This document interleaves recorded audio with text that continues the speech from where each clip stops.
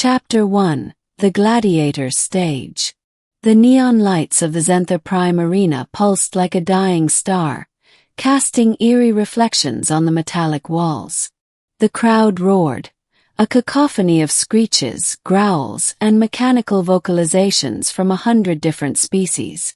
In the center of it all, Jason Cole wiped blood from his split lip and tightened his grip on the electrostaff. He wasn't supposed to be here. 3 months ago, he had been a freelance mechanic on a deep space cargo hauler. Then the pirates came. His crew was slaughtered, and he was sold into the Galactic fighting pits, a human oddity forced to battle creatures twice his size for the amusement of alien spectators. His opponent tonight was a hulking Krelixian, its chitinous armor gleaming under the arena lights.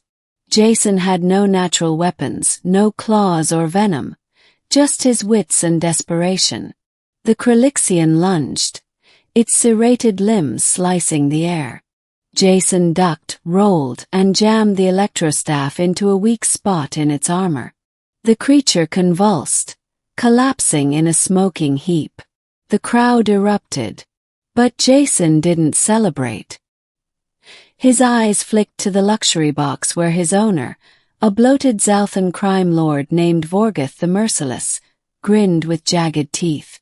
Beside him sat a small, frail figure, a young alien girl with luminous silver eyes, her delicate fingers clutching the edge of her seat. She wasn't cheering. She looked broken. Chapter 2: The Girl with Silver Eyes. After the fight, Jason was dragged back to his cell, bruised but alive. That night, as he nursed his wounds, a soft sound made him freeze. The ventilation grate shifted, and the girl from Vorgoth's box slipped inside. She was a Luminari, a species Jason had only heard of in whispers. The Luminari were empaths, capable of sensing and manipulating emotions. Once revered as healers, they had been hunted to near extinction by slavers who exploited their gifts. "You're hurt," she whispered, her voice like wind chimes. Jason tensed. "What are you doing here?" "I felt your pain. It's loud." She hesitated, then reached out. A warm glow emanated from her fingertips, and Jason's bruises faded. The ache in his ribs dulled to nothing. He stared. "Why help me?" Her silver eyes dimmed. "Because no one helps me." Her name was Lyria. She had been taken as a child, forced to soothe Vorgoth's violent moods, a living emotional regulator. But her powers were fading. Without proper training, her gift was consuming her. "If I stop," she confessed, "he'll kill me." Jason's fists clenched. He was a prisoner, a gladiator, but looking at Lyria, he saw something worth fighting for. Chapter 3: The Escape Plan. Over the next few weeks, Lyria visited often. She brought food, healed his wounds, and, for the first time in years, Jason felt something other than rage. Oh, but Lyria was getting weaker. "There's a ship," Jason whispered one night. "The Starweaver.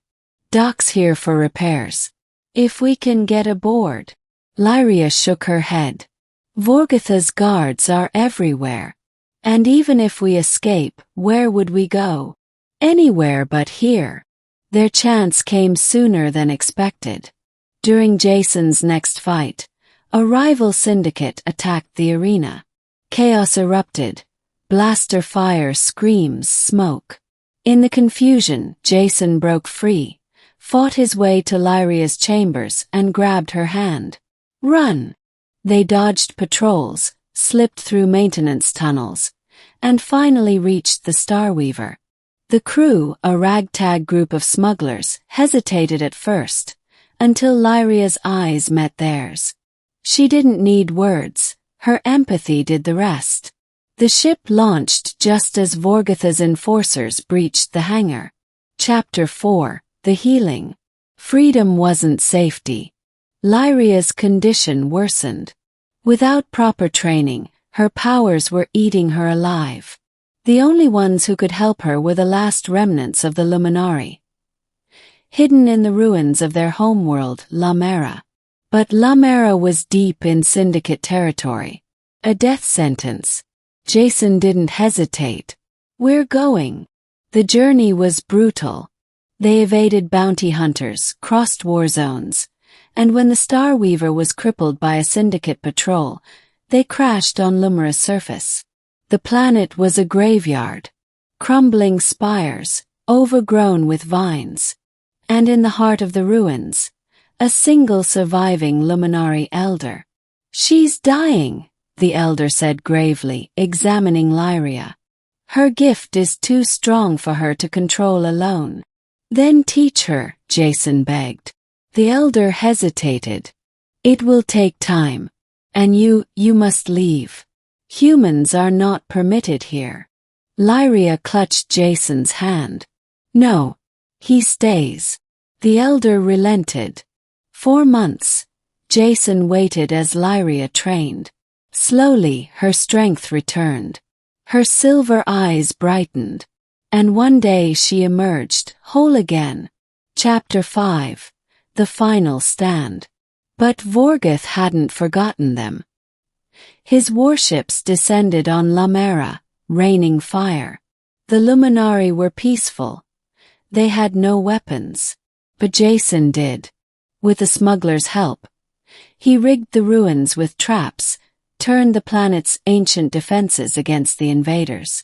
In the final battle, he faced Vorgoth himself, a monster in mechanized armor.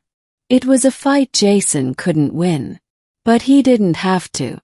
As Vorgoth raised his weapon, Lyria stepped forward.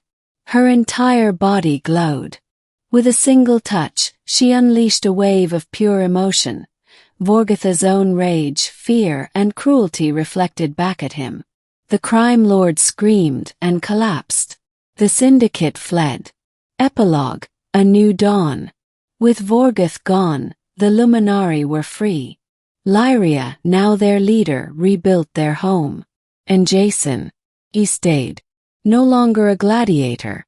No longer a slave. Just a man who had found something worth fighting for. As the twin sons of Lyria rose, Lyria took his hand. "Thank you," she whispered. Jason smiled. "We saved each other."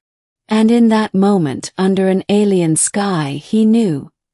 He was finally home.